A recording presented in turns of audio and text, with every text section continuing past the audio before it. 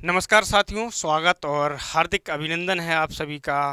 प्यारे विद्यार्थियों, कल हम लोगों ने रेजिस्टेंस पर बहुत सारी बात की थी। आप लोगों के कमेंट में देखता रहता हूँ, काफ़ी अच्छे कमेंट भी आते हैं कई सारे बच्चों के। कई सारे बच्चे देखकर कमेंट करते भी नहीं, और कई सारे बच्चे थोड़ा सा वीडियो देखते हैं और स्किप कर देते हैं। उन्हें लगता है कि हमें रेजिस्टेंस बहुत अच्छी तरीके से आता है। फिलहाल जिनको आता है बहुत अच्छी बात है, और जिनको नहीं आता है वो बच्चे सीख सकते हैं, क्योंकि मैं हमेशा कोशिश की है, चाहे मैं क्लासेस में पढ़ा रहा हूँ, चाहे मैंने यूट्यूब पर पढ़ाया हो, चाहे मैंने ऐप पर पढ़ाया हो, चाहे मैंने ऑफलाइन पर, मैंने हमेशा अपना एक प्रयास रखा है कि मुझे जितना आता है मैं सबको उतना सिखा दूं जितना मुझे आता है। मेरी ऐसी हमेशा दिली इच्छा रहती है और ऐसी मेरी तमन्ना भी रहती है कि मुझे जितना आता है मैं उतना सिखा दूं, क्योंकि आप जानते हैं कि इफ़िशियंसी 100% नहीं होती है। अगर मैं जितना इनपुट यहाँ से लगाऊं उतना आउटपुट प्राप्त करना पॉसिबल नहीं होता है, लेकिन फिर भी हम ट्रांसफार्मर के जितना आउटपुट तो प्राप्त कर ही लेते हैं। कर सके इतना हम क्या कर लेते हैं बेटा, प्रयास कर सकते हैं। हमारे हाथ में होता है प्रयास। देखो, मेहनत का कोई सब्स्टिट्यूट नहीं होता बेटा, मेहनत का कोई सब्स्टिट्यूट नहीं होता है दुनिया में।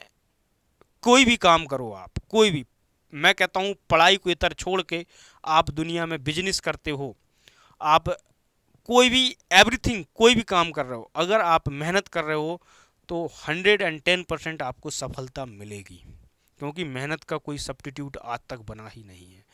ठीक है, तो कुछ भी नहीं होता है, नथिंग। आपके लोग आपका विरोध करें, लोग आपका बुराई करें, आपकी लोग कई इधर उधर बातें करें, पीठ पीछे बातें करें कि फलाने को ये नहीं है, फलाने को वो नहीं है, लेकिन याद रखिएगा, अगर आप अपनी जगह सही और आप मेहनत कर रहे हैं तो जीवन में बहुत आगे जाने वाले हैं और बहुत कुछ करेंगे आप। लेकिन अपने प्रति ईमानदार रहिए, अपने काम के प्रति ईमानदार रहिए। जो आप काम कर रहे हैं वो श्रद्धा से करिए। 110% आपकी प्रोग्रेस होगी और 100% होगी। आज नहीं तो कल होगी, लेकिन होगी ज़रूर। तो हम लोग अभी मैं लेक्चर रिकॉर्ड कर रहा था, तो रिकॉर्डिंग में कई बार क्या होता है कि आवाज़ वॉइस बंद हो जाती है, फ़ोन ऑन आते हैं। ठीक है, तो आधे लेक्चर में आवाज़ थी, आधे में नहीं थी, तो ये मैंने लिख लिया था। फिलहाल मैं फिर से कंटिन्यू कर रहा हूँ, तो फिर चलते हैं। टेम्परेचर कॉफिशिएंट हम लोग का अगला टॉपिक है, और ताप गुणांक है। थोड़ा जल्दी भी हो जाएगा क्योंकि लिखा हुआ है। यहाँ पर आप देख पा रहे होंगे कि मेरे पास में एक डायग्राम बना हुआ है। इस डायग्राम को जरा गौर से देखिए। मैंने यहाँ पर किसी एक चालक तार को लिया है। किसको लिया बेटा? एक चालक तार को लिया। किसी एक चालक तार को मैंने लिया। उस चालक तार का नाम मैं कह दूं कि एल्युमिनियम है, कॉपर है, आप जो चाहे वो ले लीजिए। यहाँ पर मैंने एक रेजिस्टेंस और टेम्परेचर के बीच में ग्राफ खींचा। आप जानते हैं किसी भी चालक तार का रेजिस्टेंस जीरो कर पाना नामुमकिन है, आइडियल रूप से जीरो नहीं हो सकता कभी भी। इसीलिए ये ग्राफ आपका हल्का सा ऊपर से जाता है, क्योंकि ये इनिशियल इतना रेजिस्टेंस इसमें होता ही होता है। जब मैंने देखा कि आप जब 0 डिग्री टेम्परेचर पर थे तो उस समय आपके पास में रेजिस्टेंस कितना था बेटा? जरा ध्यान से देखो, पॉइंट ए तक कुछ रेजिस्टेंस था। इस रेजिस्टेंस को मैंने नाम दिया R0। किस पर? 0 डिग्री टेम्परेचर पर। हम आगे की तरफ बढ़े और मैंने टेम्परेचर को बढ़ाना स्टार्ट किया। मैं पहुंचा टेम्परेचर T1 पर। कहाँ पहुंचा? मैं पहुंचा टेम्परेचर T1 पर, और मैंने जैसे ही 0 से टेम्परेचर बढ़ाया आपका रेजिस्टेंस पहुंच गया कहाँ पर बेटा? R1। मतलब समथिंग इंक्रीज किया। फिर मैं थोड़ा आगे और बढ़ा, मैंने और रेजिस्टेंस बढ़ाया, तो मैंने पाया कि मैंने जैसे ही टेम्परेचर बढ़ाया तो और रेजिस्टेंस बढ़ा, वो रेजिस्टेंस था R2। यानी कि हम लगातार जैसे जैसे टेम्परेचर को बढ़ाते जा रहे हैं, रेजिस्टेंस में एक लीनियर रूप से वृद्धि होती चली जा रही है। ठीक है, एक रेखीय रूप से वृद्धि होती चली जा रही है। अब जब मैंने देखा कि कितना परिवर्तन हुआ, मैं 0 से T1 तक पहुंचा, तो बेटा 0 से T1 तक पहुंचने में जो परिवर्तन देखने को मिला, तो मैंने यहाँ पर कुछ पॉइंट्स के नाम दे दिए कि ये बी ए है, ये बी है, ये सी है। जरा A2 0, T1 और R1 को, बी को पॉइंट को देखो जरा सल, ए बी T1 और 0 पॉइंट को देखो। एक क्या बन रहा है बेटा? आयत बन रहा है। और आयत की आमने सामने की भुजाएं कैसी होती हैं? बराबर। मैंने यहाँ से एक क्या डाला बेटा, इसके पैरेलल एक लाइन खींची, इस लाइन के, तो आप देखेंगे कि जब 0 डिग्री टेम्परेचर था तब रेजिस्टेंस R1 था, जब मैंने T1 बढ़ाया तो रेजिस्टेंस R1 था, कितना चेंज हुआ, कितना परिवर्तन हुआ। तो आपने कहा कि सर जो परिवर्तन हुआ, अगर मैं T1 पर रेजिस्टेंस R1 है और अगर मैं R1 में से क्या घटा दूं बेटा, क्योंकि इतना रेजिस्टेंस कितना होगा, R0 होगा। यदि ये रेजिस्टेंस R0 है तो ये भी कितना होगा, R0 होगा, क्योंकि ये आपस में कैसी हैं, बराबर है। तो आपके पास में कितना परिवर्तन आया, बोले सर परिवर्तन आया R1 माइनस R0, इतना परिवर्तन हुआ। यानी कि आपने टेम्परेचर बढ़ाया तो आपको कितना रेजिस्टेंस परिवर्तित हुआ, R1 minus R0, change in resistance. यहां पर 0 डिग्री टेम्परेचर पर जो रेजिस्टेंस था बेटा, उसका नाम दिया मैंने कितना, 0 डिग्री टेम्परेचर पर जो रेजिस्टेंस था उसका नाम दिया मैंने R0, और जो T1 डिग्री टेम्परेचर पर रेजिस्टेंस था उसका नाम दिया मैंने R1। अगर मैं कहूं कि टेम्परेचर में परिवर्तन के कारण रेजिस्टेंस में कितना परिवर्तन हुआ, तो आप कहेंगे कि सर टेम्परेचर में परिवर्तन के कारण कहां से, 0 से T1 तक कितना परिवर्तन हुआ, तो आपने कहा B to C यानी कि R1 माइनस R0। चलिए अगर हम बात करें जो परिवर्तित टेम्परेचर है, जो चेंज हो रहा है रेजिस्टेंस के अंदर, जो चेंज हो रहा है रेजिस्टेंस के अंदर, वो कितना है रेजिस्टेंस के अंदर चेंज, तो आप कहेंगे कि सर रेजिस्टेंस में चेंज जो है R1 माइनस R0 है। अगर मैं आपसे कहूं कि ये जो परिवर्तन है रेजिस्टेंस में बेटा, ये क्या है, जो परिवर्तन है रेजिस्टेंस के अंदर बेटा, जो क्या है, ये परिवर्तन है रेजिस्टेंस के अंदर, ये किस पर निर्भर कर रहा है, तो आप कहेंगे कि सर ये निर्भर कर रहा है आपका, यदि आपका जो इनिशियल रेजिस्टेंस है किसी भी चालक का R0 जो प्रारंभिक प्रतिरोध है, यदि उसमें किसी भी प्रकार का कोई परिवर्तन करोगे तो आप डायरेक्टली आपके परिवर्तित टेम्परेचर यानी कि change in resistance R1 minus R2 में भी, R0 में भी परिवर्तन होगा। तो यानी कि आपका प्रारंभिक रेजिस्टेंस उस चालक का डायरेक्टली प्रोपोर्शनल होता है किसके बेटा, आपके चेंज इन रेजिस्टेंस के। अच्छा सर, यदि मैं आपसे कहूं कि आपके पास में बेटा T1 डिग्री सेंटीग्रेड टेम्परेचर, यानी कि आप जैसे जैसे टेम्परेचर बढ़ाओगे तो आपके पास में, टेम्परेचर बढ़ाओगे तो रेजिस्टेंस बढ़ेगा, जाहिर सी बात है, चालक है, मेटल है, आपके पास में क्या है बेटा, आपके पास में कंडक्टर है। तो अगर मैं यहाँ पर टेम्परेचर और बढ़ाऊं तो आपके पास में इसमें और परिवर्तन कुछ और देखने को मिलेगा, यानी कि आप जैसे जैसे टेम्परेचर में चेंज करेंगे तो आपके पास में चेंज इन रेजिस्टेंस में भी परिवर्तन आएगा। यानी कि ये दोनों कैसे हैं, आपस में प्रोपोर्शनल रिलेशन रखते हैं, समानुपाती हैं। अब मटेरियल पे भी निर्भर करेगा कि मटेरियल की प्रकृति क्या है आपके पास में, तो नेचर ऑफ मटेरियल पे भी निर्भर करेगा चेंज इन रेजिस्टेंस। ठीक है, ये तो होगी हमारी बात। इन दोनों को मैंने कंबाइंड लिख लिया कि change in resistance directly proportional है किसके, प्रारंभिक रेजिस्टेंस के और आपके पास में टेम्परेचर के। तो अगर मैं यहाँ से प्रोपोर्शनल हटाता हूँ तो मेरे पास में एक अल्फा नॉट आता है जिसको हम बोलते हैं टेम्परेचर कॉफिशिएंट। तो यहाँ से अल्फा नॉट की वैल्यू निकालेंगे, क्या आएगी, R1 minus R0 upon R0 बटे T1। अच्छा सर, तो ये तो आ गई अल्फा नॉट की वैल्यू। ठीक, अल्फा नॉट की वैल्यू आ गई। अब अल्फा नॉट का मात्रक देखते हैं बेटा। अल्फा नॉट की मात्रक की अगर मैं बात करूं तो आपके पास में ऊपर क्या है, ऊपर भी रेजिस्टेंस ही तो है, आप घटाओगे तो बचेगा तो रेजिस्टेंस ही। आप मान लीजिए 10 ओम था, 10 ओम में से 3 ओम घटाओगे तो 7 ओम बचा। नीचे क्या है, R0 रेजिस्टेंस है, तो इन दोनों की मात्रक तो हो गए सेम, तो ओम से ओम कट गया। नीचे क्या बचा आपके पास में, T1। T1 क्या है, टेम्परेचर है, टेम्परेचर की यूनिट क्या है आपके पास में, डिग्री सेंटीग्रेड। यानी कि टेम्परेचर कॉफिशिएंट का मात्रक जो होता है वो होता है पर डिग्री सेंटीग्रेड। अब जरा ध्यान से समझिएगा, temperature coefficient alpha 1 at temperature T1 पर। कई बार सवाल आता है कि आपके पास में इतना टेम्परेचर है तो मुझे बताइए कि अल्फा 1 कितना होगा। तो आपको पहले अल्फा नॉट निकालना पड़ता है, फिर आप अल्फा 1 निकालेंगे, क्योंकि बिना अल्फा नॉट के अल्फा 1 नहीं आएगा। तो अल्फा 1 निकालने के लिए आपको क्या करना है, सिंपल सा फॉर्मूला है, अल्फा 1 बराबर alpha not upon 1 plus alpha not of T1। यदि आपको किसी सवाल में कह दे कि आपके पास में किसी रेजिस्टेंस का या फिर किसी चालक का प्रारंभिक यानी कि अल्फा नॉट इतना है, तो मुझे बताइए कि आपके पास में इतने टेम्परेचर पर आपके पास में अल्फा 1 कितना होगा। मैं ऐसे सवाल कराऊंगा फॉर्मेशन में। तो अगर मैं आपसे कहूं कि आपके पास में अल्फा 1 टेम्परेचर T1 पर कितना होगा, तो अल्फा 1 बराबर alpha not upon 1 plus alpha not of T1। यहाँ पर अल्फा नॉट क्यों लेना पड़ रहा है, क्योंकि ये प्रारंभिक आपका जो टेम्परेचर में चेंज हो रहा है उसके कारण, यानी कि आपके पास में जो आर नॉट है, अल्फा नॉट है, वो आपका क्या है बेटा, टेम्परेचर, आपके पास में टेम्परेचर कॉफिशिएंट है एट 0 डिग्री सेंटीग्रेड पर, ठीक है, जैसे आपके पास में आर नॉट है। ऐसे ही इस फॉर्मूले को मैंने मॉडिफाई करा, ऊपर और नीचे अल्फा नॉट से भाग दो, तो ऊपर अल्फा नॉट से भाग दोगे तो 1 बचेगा, नीचे भाग दोगे तो 1 अपॉन अल्फा नॉट आएगा, और इसमें भाग दोगे तो अल्फा नॉट कट जाएगा, तो क्या बचेगा, 1 upon 1 alpha naught plus T1। अब ऐसे ही आप n नंबर ऑफ अल्फा निकाल सकते हैं, जैसा आपको सवाल में दिया गया हो। कैसे, अगर मैं आपसे कहूं कि अल्फा n बराबर क्या होगा, alpha not upon 1 plus alpha not into Tn, ठीक, इस तरीके से आप निकाल सकते हैं।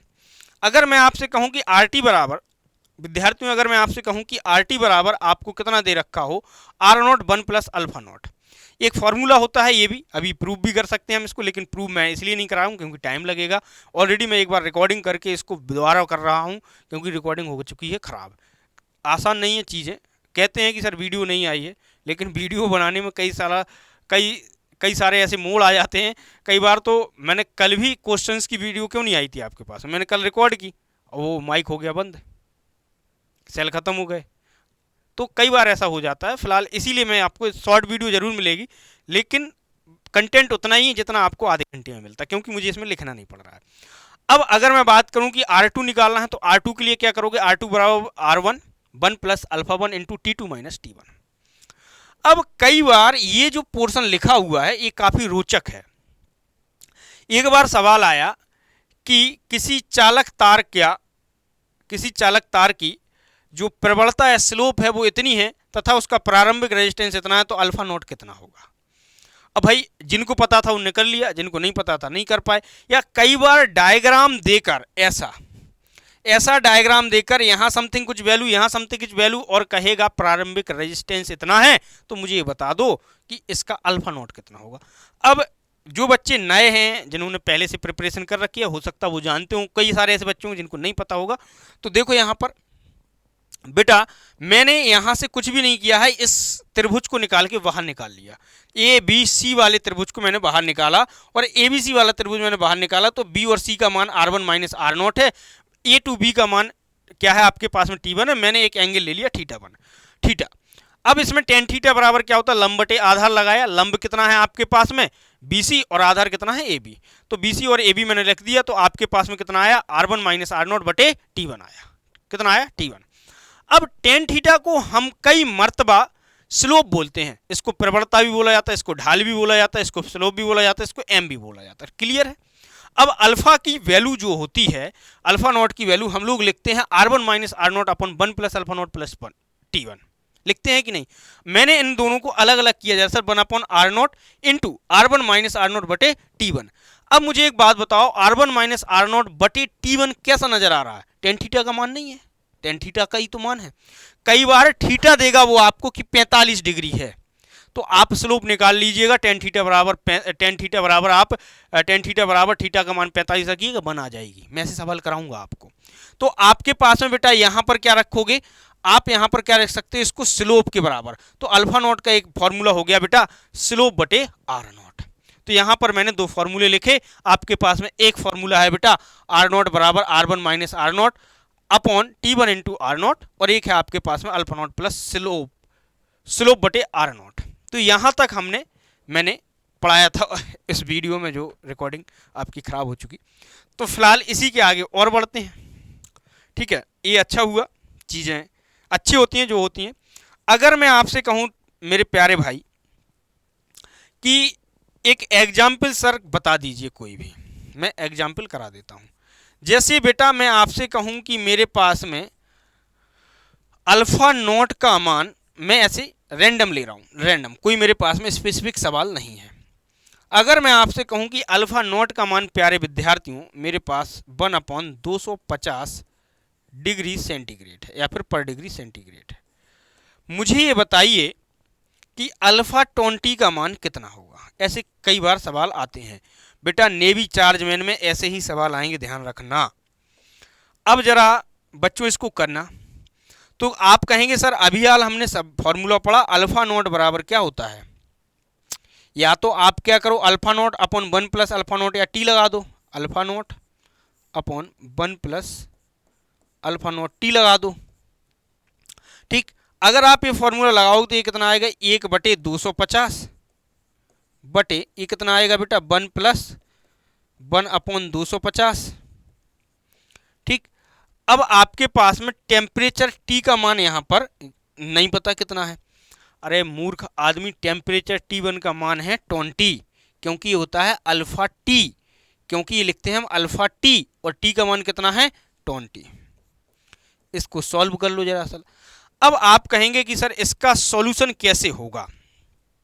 इसका सॉल्यूशन वैसे होगा जैसे करना होता है, ऊपर है नीचे एलसीएम ले लो, और आपके पास में नीचे एलसीएम लोगे तो नीचे बचेगा 270 और 250 से 250 कट जाएगा, ऊपर पहुंचेगा तो ये आएगा लगभग आपके पास में 1/270। आप इसको करके देखिएगा, 1/270 डिग्री सेंटीग्रेड। अच्छा सर ये तो काफ़ी कठिन सा लग रहा है, तो एक फार्मूला और लिखवाया था मैंने, अल्फा नोट बराबर मैंने एक फार्मूला लिखवाया था 1/1 plus alpha note into T1, है ना। तो देखो अल्फा नोट बराबर 1/अल्फा नोट आपको दे रखा है, ठीक है, क्या है 1/अल्फा नोट। अल्फा नोट कितना दे रखा है बेटा, 1/, देखो 1/ कितना, 1/250 प्लस कितना 20। मुझे एक बात बताओ, 1/2 लिखा हो तो ये क्या हो जाता है, ऊपर पहुंच जाएगा तो कितना होगा 2, तो ये कितना हो जाएगा बेटा, आपके पास में ये बचेगा, आपके पास में 1/ कितना 250 प्लस 20 कितना हो जाएगा 270 डिग्री सेंटीग्रेड। बस सिंपल सी कहानी है, कुछ नहीं करना है। ऐसे ही अल्फा 50 निकाल लो, ऐसे ही अल्फा जो मर्जी वो निकालो, आपकी कहानी है। मुझे कमेंट बॉक्स में अल्फा 50 का मान बताइएगा, इसी पर अल्फा 50 का मान बताइएगा कितना होगा इसी सवाल पर। और अल्फा का मान ये दे रखा है आपको, अल्फा नॉट अगर आपको दे रखा हो 1/250, ठीक, डिग्री सेंटीग्रेड। मुझे बताइएगा कि अल्फा 50 का मान कितना होगा, ठीक है। अब कुछ सवाल ले लेते हैं, जैसे स्लोप वगैरह के सवाल हों, जैसे स्लोप लोप वाले सवाल ले लेते हैं।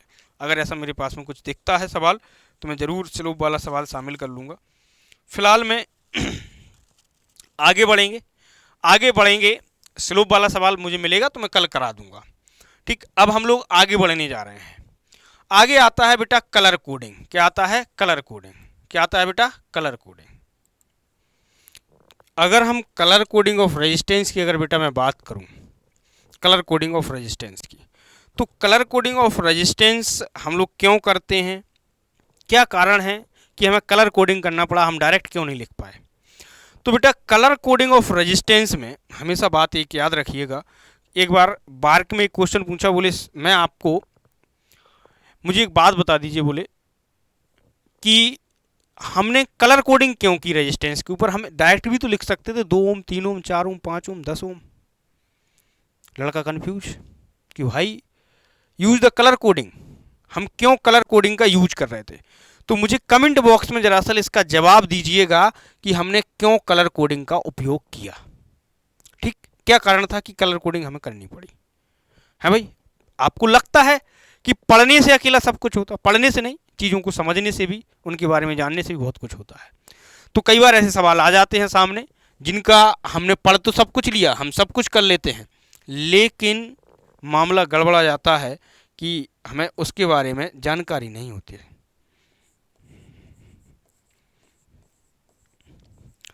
कलर कोडिंग ऑफ रेजिस्टेंस, अगर हम बात करें कि कलर कोडिंग ऑफ रेजिस्टेंस है क्या, ठीक, तो कलर कोडिंग ऑफ रेजिस्टेंस की जब मैं चर्चा करता हूं बेटा, तो एक चर्चा बार बार दोहराई जाती है कि कलर कोडिंग ऑफ रेजिस्टेंस जब हम करते हैं तो कितने बैंड के रेजिस्टेंस होते हैं, यानी कि कितने बैंड के रेजिस्टेंस पर हम लोग कलर कोडिंग करते हैं। तो कलर कोडिंग में हम लोग 4 बैंड के रेजिस्टेंस को यूज करते हैं। हमेशा याद रखिएगा 4 बैंड रेजिस्टेंस पर हम लोग कलर कोडिंग करते हैं। एक तो होता है आपके पास में 4 बैंड, ठीक है, एक होता है 5 बैंड, एक होता है 6 बैंड। ये आपके पास में इतने रेजिस्टेंस होते हैं, इतने प्रकार के आपके पास में रेजिस्टेंस पर हम 6 बैंड के रेजिस्टेंस पर कलर कोडिंग करते हैं, 4 बैंड, 5 बैंड और 6 बैंड। जरा इनको ध्यान से समझने का प्रयास करना। क्या सर? जरा इनको ध्यान से समझने का प्रयास करना, जरा इनको ध्यान से समझने का प्रयास करना, और प्रयास करेंगे पूरा, हम भी करेंगे, आप भी करिएगा। मैं समझाने का प्रयास करूंगा, आप समझने का प्रयास करिएगा, है ना भाई। चलिए, जैसे हम यहाँ पर चर्चा कर रहे हैं कि 4 बैंड रेजिस्टेंस, ठीक है, ठीक है, जैसे हम यहाँ चर्चा कर रहे हैं बेटा कि हमारे पास में एक है 4 बैंड रेजिस्टेंस। क्या है? 4 बैंड रेजिस्टेंस।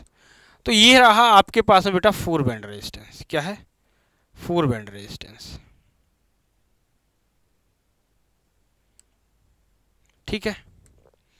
ये रहा बेटा आपके पास में 5 बैंड रेजिस्टेंस।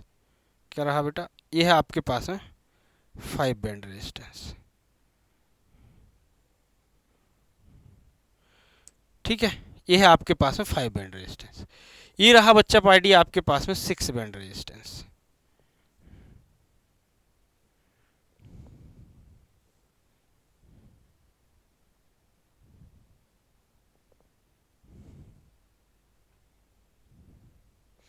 ठीक, 1 बाई 1 चीज़ों को समझेंगे, पूरा प्रयास करेंगे समझने का, आप भी समझिएगा।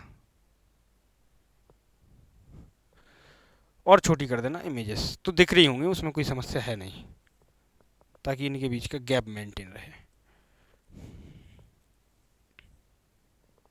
चलिए, तो ये 3 इमेज हैं। इन तीनों इमेजों में आपको बाकायदा वीआईपी तरीके से रेजिस्टेंस सब दिख रहे होंगे। ये है बेटा आपके पास में, इसको हम बोलते हैं 4 बैंड रेजिस्टेंस। क्या है ये? 4 बैंड।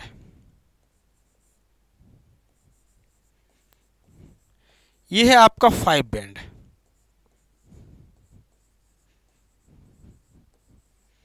ये है आपका बेटा 6 बैंड, ठीक।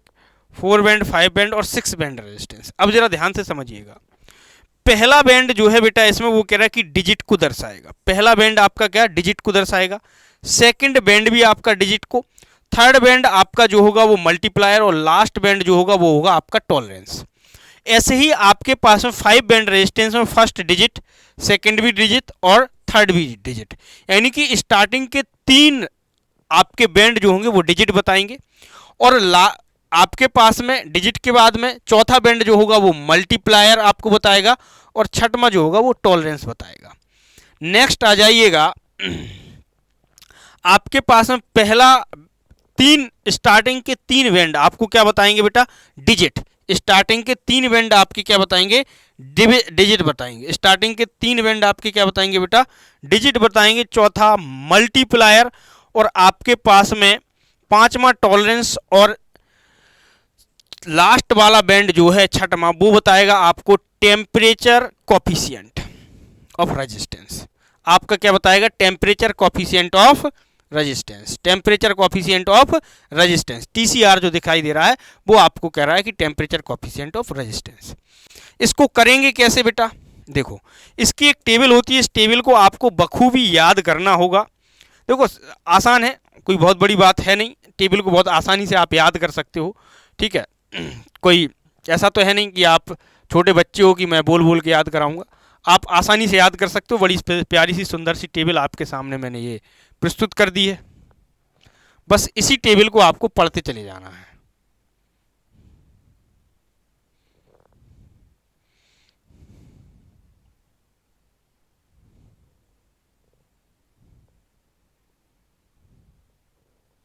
चलिए, इसमें आपके सामने पहला है कलर, ठीक है, कलर का band, first band, second band, third band, और आपके पास में फोर्थ बैंड आपको दे रखा है।